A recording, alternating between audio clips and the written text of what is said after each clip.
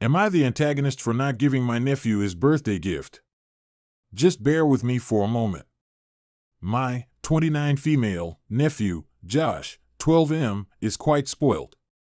His parents, my brother and sister-in-law, show blatant favoritism towards him over his younger sister Lou, 9 female. As a result, sadly, Josh has grown a little entitled. He also is quite mean to his younger sister because his parents never believe her when she tells him what he's done to her stuff. Now, I'm usually very strict, and when the kids are with me for a weekend, Josh is usually on his best behavior. Now, Josh's birthday was yesterday. Lou had a spelling bee last week, and she got first prize. Her parents brushed it off, but I was very happy for her because she spent hours learning each word, and I was very proud. So when I took the kids to a day before Josh's birthday, so he could pick out a gift for his birthday, I got Lou a stuffed animal as a "you did great." Josh picked this game that he's been wanting. The birthday party was yesterday, and when I went to their house, Lou had been grounded and was not allowed to attend, and the 2 friends she had invited were also sent back home. I thought it was extreme and asked what she had done. Turns out that Josh and her argued over the TV remote, and Josh went to her room and destroyed her stuffed animal that I gave her and told her she didn't deserve it. Lou screamed at him, and my brother got angry with her temper tantrum and had her pick up the pieces of the stuffed animal and throw them in the trash, all the while she cried. She was then grounded. By the way, Josh's best friend was the one who spilled the beans to me and also told me that Josh goaded his parents into the punishment. I was furious and refused to give Josh his birthday present, telling him he didn't deserve it for being mean to his sister. I also told off my sister-in-law and brother that they're growing insanely cruel towards their young daughter. Now my family is pissed that I refused to give Josh his birthday gift. So, am I the antagonist? NTA. Make sure you let her know that she has family that does love her and cares about her, because she is likely to need that support as she grows. Be ready to be put at a distance and ready to support her when you can. NTA, his parents are just the worst. NTA, I feel so sorry for that little girl. Good on you for standing by her. It's obvious Josh makes the rules in that house, so Lou is going to need you on her side for quite a while to come, I'd say. Those parents are ruining both of their children by demonizing one child and spoiling the other. Why are they being so cruel to poor Lou? Make sure to let her know you are on her side, because honestly it sounds like she needs someone to be. Josh ripped up her belongings. That is such a red flag in behavior. Keep on supporting Lou. You're doing a great job. Am I the antagonist for not treating my stepkids equally? I started dating Daniel 2.5 years ago, and we got married last year. Daniel has 5 kids with his ex-wife, Ava, 11, Jason, 9, Isabella, 6, Sophia, 5, and Andrew, 3. Daniel's ex never liked Ava. She blames Ava for leaving her trapped in a relationship with her dad. When they got divorced, she said she didn't want anything to do with Ava. Ava was 8 years old at the time. Ava's mom leaving but having a relationship with her siblings destroyed her. She had to go to the hospital 3 times over the first 4 months. She didn't sleep or eat and would have panic attacks at school. The weeks Ava's siblings were with their mom were the hardest because it was a constant reminder that her mom loved her siblings and not her. She would barely get out of bed those weeks, so around 2 years ago, I surprised her with a day trip to the beach. I bought her a cute swimsuit, we got ice cream, we went boogie boarding, went out to eat, and went shopping. It was the first time I'd seen her smile in weeks.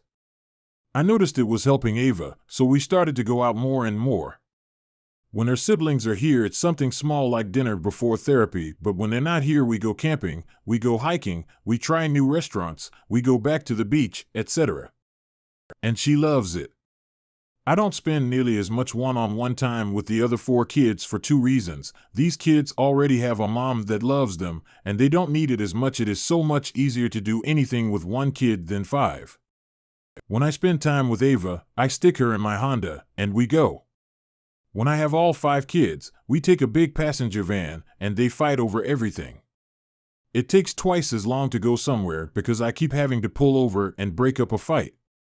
I do take all 5 kids out 1 to 2 times a week when they're with us, but it's not usually a big trip like what I go on with Ava. We'll go to the beach 20 minutes away instead of the one almost 2 hours away. We'll go on the walking trail by our house instead of a 4-mile hike. Sometimes we have picnics in the park. The big thing this summer is the amusement park. I'll take all the kids with their dad or their nanny. We go on some rides together. Then one of us will take the older 2 to go on all the scary rides they want, while the other takes the younger 3 to the kiddie rides that the older 2 are way too big and mature to go near. Then we meet up at the watermark. We've done this at least once a week this summer. Recently, my husband asked me to start taking the younger 4 on day trips like the kind Ava and I go on because they're starting to get jealous. I said I'll try to plan more fun activities, but my trips with Ava aren't suitable for all 5 kids. He said I should try to treat the kids equally and either not take Ava or take everybody. I said I will when he takes all 5 kids camping or on a 4-mile hike by himself. He called me a bad stepmom, so I wanted to know if I was the asshole. He says you should treat the children equally, but they are not equal. Ava has been rejected by her own mother. She needs to feel loved. Worthwhile. Like someone's daughter. You give her what is not there for her, just as the other children have a mother to fill that role. The other kids do not need the same, and so you are treating them according to their needs. In an age-appropriate way, perhaps through therapy, they need to learn some empathy for their sister.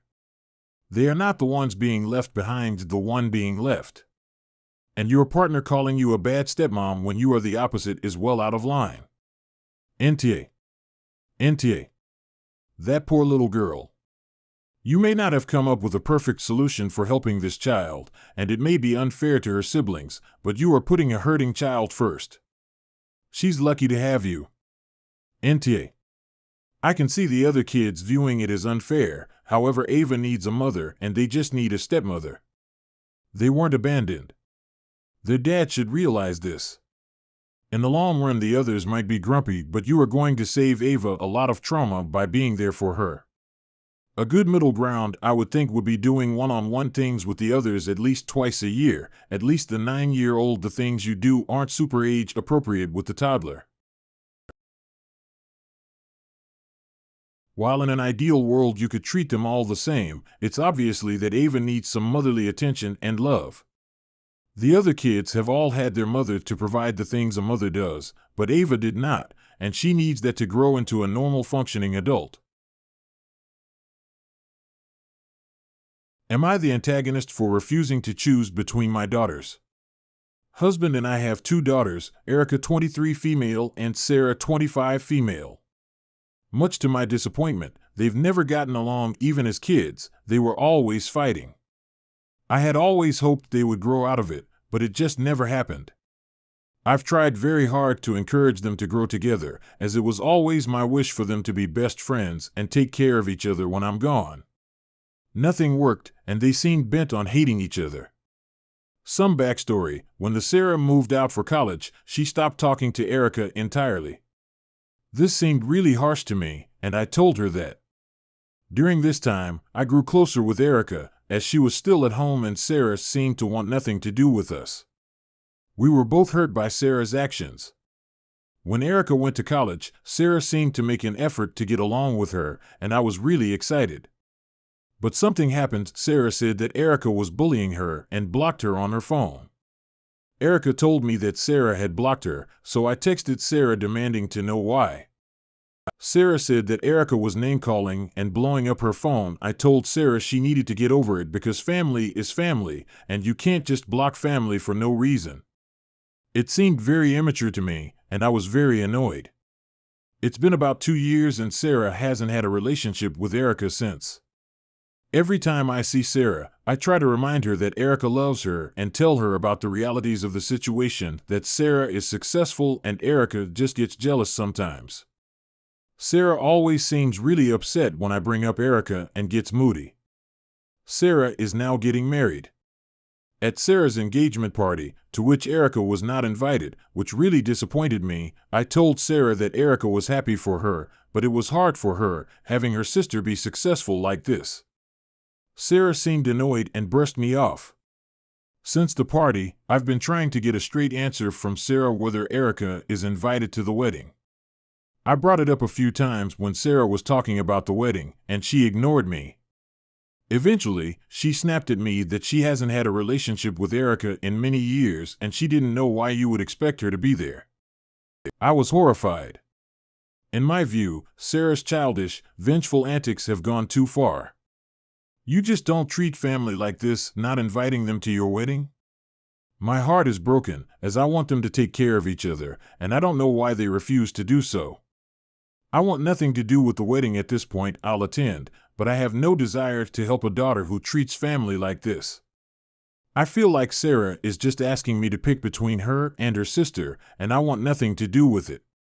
My husband thinks I might be being a little harsh, but Erica agrees with my decision. So Reddit, am I the antagonist for refusing to pick between my daughters by not supporting my oldest's decision to not invite her sister to her wedding? Update: many people are asking what Erica did to cause Sarah to cut her off. I don't totally know if Sarah just told me that Erica was bullying her. Sarah sent me the screenshots, but that was many years ago, and I don't like getting involved in their fights anyway. Sarah is apparently also still mad about some things that happened when Erica was 16. A close friend of Sarah's died, and I had to take Sarah to the funeral, causing Erica to miss a sports competition. Erica was really upset and said some terrible things to Sarah, but Erica was only 16 and didn't know better. She had never had a friend die before. Sarah is apparently still mad about that, which I think is evidence of how she can be really resentful. Wait, at Sarah's engagement party, rather than congratulating her, you told her it was hard for Erica to see her be successful? And you do not understand why you're the asshole? It seems like Sarah is never allowed to enjoy anything without you bringing up Erica. I don't know if it's Erica that is jealous or you, but it sounds exhausting. No wonder Sarah fled. YTA. You mention a lot of times you've encouraged your older daughter to be more respectful. You've mentioned exactly 0 times you've corrected your younger daughter's behavior or expected her to be nice to her sister. Why is that? You also mention times when your older daughter has literally told you that her sister is being unkind and demanding and rude to her, and you've used quotation marks for the word bullying, showing that you really don't believe her at all. Why is that? It sounds a lot like you're completely blind to your baby's faults, and you blame all the friction on the old one who should know better, but your younger daughter is persistently bratty and entitled, and you enable this all the way. I wouldn't bet on your older daughter being desperately upset if you decided not to support the wedding. She's had no support for you so far in life, so why change now? YTA. Erica seems to be your golden child for whatever reason. Sarah said Erica was bullying her, so she blocked her, but you never tried to find out what exactly Erica was saying to her sister. You need to butt out because your favoritism is not helping, and will only push Sarah away from you. It really sounds like Erica is your favorite child who can do no wrong.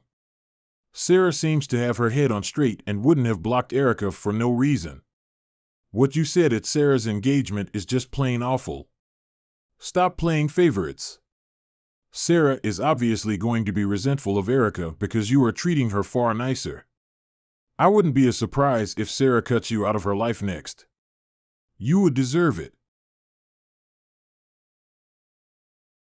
Am I the antagonist for telling my mom and ex-girlfriend to get the fuck out of my face? My mom and I do not have a good relationship. We used to be close, but she always wanted me to be perfect. She liked to control every aspect of my life, especially my love life. She introduced me to my ex-girlfriend, Kim, and pushed us together. Kim and I dated for a few years and had a child together, which I now have primary custody over. Though my mom wanted our relationship to be perfect, it was far from it. The years I spent with Kim were the worst years of my life, and I'm much happier without her. My mom thought Kim was the perfect girl for me. She was so upset when we broke up and grew angrier when I got together with my wife, Rosa. Rosa is an amazing woman, but my mom refuses to get to know her because she's not Kim. I did not invite my mom to my wedding, and I do not speak to her often. About a week and a half ago, Rosa and I went to dinner at this fancy restaurant. The dinner was supposed to be a nice evening away from everything. In the middle of our date, my mom and Kim come up to us. It was awkward, but I assumed that they would say hello and then leave. My mom and Kim started to chat up Rosa. It was simple questions at first like, "How is work?" Or "How is your family?" But even with those questions, I could tell that they weren't really listening. Their questions turned into passive-aggressive comments. My mom was saying, "You look so pretty, dressed like you are single." She's not dressed appropriately for a married woman. Or it must have taken you hours to look half decent. I thought it was mean for no reason. Rosa wasn't offended, but rather taken aback with how they were acting. She was, rather politely, asking them to leave us alone, but they were not understanding. My mom told Rosa that she couldn't leave us alone because, as a woman, she knew that Rosa needed protection, seeing as she was dressed like a hooker. Kim laughed and agreed with my mom. I was frustrated. They had interrupted us, only to be rude and insult my wife. In frustration, I told them to get the fuck out of my face and to never contact me ever again. They left, cursing me out under their breath. We had tried to enjoy the rest of our night, but my mom and Kim dampened our celebrations. My mom and Kim are still mad at me and want me to apologize. Rosa does not want me to do anything I don't want to, but thinks that this may affect Kim and I's co-parenting situation. NTA, good for you for standing up and protecting your wife. I don't think you owe anyone an apology. I think they owe both of you an apology. However, I would try not to escalate the situation since there is a child involved, as your ex could make it very hard on you. NTA.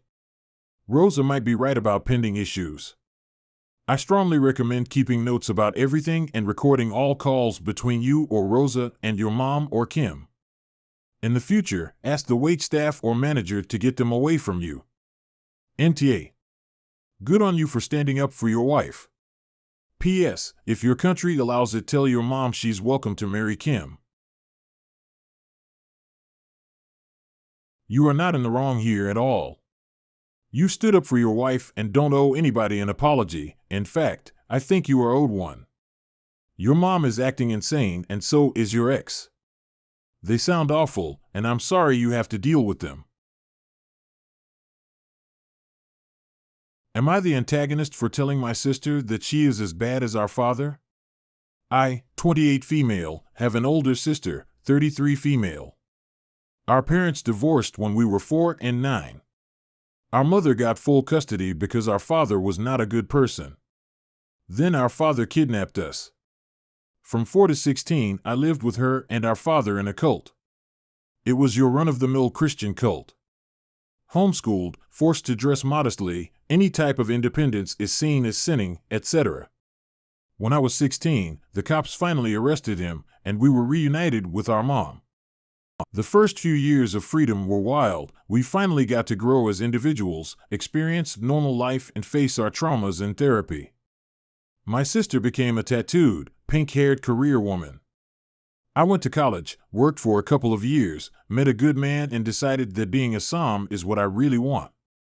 Looking at me, you would think that I am embodying what we were taught as kids in the cult, but that's not true. I just find myself in dressing in feminine clothes, taking care of my home, my husband, and my kid. I am an equal in my relationship. I know how to assert myself and am as far from what I used to be as my sister is. My sister, on the other hand, doesn't think so. She takes every opportunity we meet to try and save me. She tries to convince me to leave my husband and my kid, pushes me to get a job, tries to force me to go clubbing with her, tried to force me to get makeovers, etc. I finally had enough yesterday. She made a dating profile for me on Tinder, and she has been chatting with a guy and had set a date already. I was furious. So we got into a screaming match that ended up with me telling her, "You are exactly like Dad. you are both trying to change me to fit the idea of what you think I should be." She was shocked, didn't say anything, and just left. Her partner told me that she had an anxiety attack and is ramping up her therapy sessions. And now I am feeling like an AH. NTA, what you said is exactly right. She wouldn't listen to you before. Sometimes it takes a verbal slap in the face with reality to get through to someone. NTA, she needs that extra therapy. She set up a dating profile for you. Can you imagine the issues if your husband or his friends and family saw that? NTA. I think you're correct. She set up a Tinder profile for you and was actively talking to guys on it. That is wrong on so many levels. You put her back into her place, and she deserved what you said. She needs to continue the therapy and get these issues worked out. It was a tough thing to say, but had to be said. Am I the antagonist if I don't take just one of my children on holiday with me? Hear me out first, please. I have a young daughter, 10, who had a brain trauma condition from being hurt in the womb. She is hard work. She screams, demands her own way, and steals like nothing you've ever seen before. Since the schools broke up for the summer, she has been off the charts with her behavior. I understand for the most part she can't help it, but some she most definitely can. She's very clever and her lies to cover her but are prize-worthy. Now back to the Am I the Antagonist? We have 3 days away booked in a pod that my other 4 children are so excited over. There's going to be fire building, games, snacks galore, but I just know my daughter will ruin it. She will break the toys, eat all the good snacks. Won't let them sleep and steal their electronics. This morning I got up and found she had been up in the night and taken all the pre-bought sweets and marshmallows. In frustration, I told her if this is how she's going to be, then she won't be able to come away with us as it's not fair on everyone else. She didn't care, her brain doesn't work like that, she just got mad I caught her. On reflection, I thought of course I would never exclude her like that. But could I? The thought of a trip with just the other 4 for 2 nights, giving them all the attention and being able to really spoil them sounds like heaven. So would I be the AH? Update, she would be with a family member being spoiled and having fun. Not hidden away home alone. Update 2, yes she has been having therapy, it makes no difference, but she gets it term time at school. Update 3, I am in the UK. Not the USA. Nta, I'm thinking of the other kids. It's only 2 days and would mean so much to them to have time without the drama. Sounds like she gets a lot of attention normally, maybe it's the other kids' turn? I work with children with autism and I have seen some low-functioning kids in my time with extreme behavior. And honestly, if I was your behavioral therapist, I would say go without her. Here is why. You give so much attention to this child and probably everyone has to work around her. I have seen kids and parents torn apart from each other because this one child creates an unbalance for the family dynamic. I would tell parents, you need a break and so do your other kids. Take your other kids and have fun. Let them know you are thinking of them. Let them know there will be days when mom and dad will have to focus on sis, but we still love you guys the same. Let them have this day. I would recommend you have family time to include your youngest 2 times a month and 1 day when she is not involved. Plan these events based on their needs and their capabilities. You are a great parent and doing the best with what you got. A seldom no a-holes here from me. She has brain issues and the other kids deserve their vacation too. What is her therapy? By that I mean medication or other. I don't think you are in the wrong. Your other kids probably, by no fault of your own, don't get as much attention because of your other child. It sounds like you're trying your hardest and a great parent. Take your other kids on the trip and have lots of fun with them, and make sure they know you love spending time with them.